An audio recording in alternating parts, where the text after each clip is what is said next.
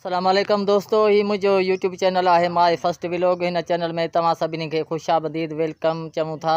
तव्हां सां नंढी हिकिड़ी गुज़ारिश है त असांजे इन चैनल के सब्सक्राइब करियो, लाइक करियो, कमेंट करियो, शेयर करियो त जीअं ईंदड़ वीडियो असांजो तव्हां ताईं पहुची सघे।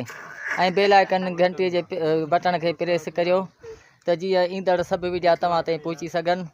ॻोठाणी कचहरीअ जा कुझु मंज़र तव्हांखे ॾेखारियूं था। जेके ॻोठाणा जेके दोस्त आहिनि उहे शाम जो अची मुझे इन नंढे ग़रीब खाने ते डेली कचहरी कनि था ऐं कुझु शयूं वग़ैरह पे खाइनि था। चिप्सनि जा वॾा शौक़ीन हिते असांजे अवध जो हिकिड़ो मशहूरु खाधनि जो शौक़ीन असां अॼु गॾु आहे, जेको सैन जो या मिठे ताम जो तमामु बहितरीनु शौक़ीन आहे। अचो त इन खां पुछूं त तव्हांखे मिठाण में कहिड़ी शइ पसंदि आहे।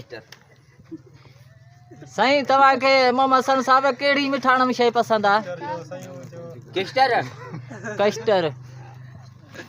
ऐं ॿियो ही असां सां मच्छीअ जो हिकिड़ो तमामु बहितरीनु मारी जेको गॾु आहे ऐं तमामु ही बि खाधनि में मशहूरु आहे। खाधा रधींदो बि आहे ऐं जेको आहे सो खाधनि जो माना पचाइण जो बि शौक़ीन आहे। उन सां अॼु पुछंदासीं। जरको खाणम सही आहे। जरको खाणम सही आहे। ऐं हीउ जेको मिठाण जो शौक़ीन आहे हिनखे कहिड़ा कहिड़ा ताम पसंदि आहिनि? हिनखे साईं पुछरियूं सयूं ऐं हथ जूं सयूं, किस्टर ऐं ॿी मिठाण जेको बि आहे। माना जो हिनखे मिठाण जो माना खाधो हुजे त सॼे ॻोठ जा गाबा चारे लाज़िमी आहे चारींदो। अच्छा, तव्हां साईं हिन जे बारे में छा था चओ? तक़रीबन घणो खाधो डेली खाई वेंदो आहे? 3 किलो ॿुधा हा वठाईंदो मुंहिंजे साईं।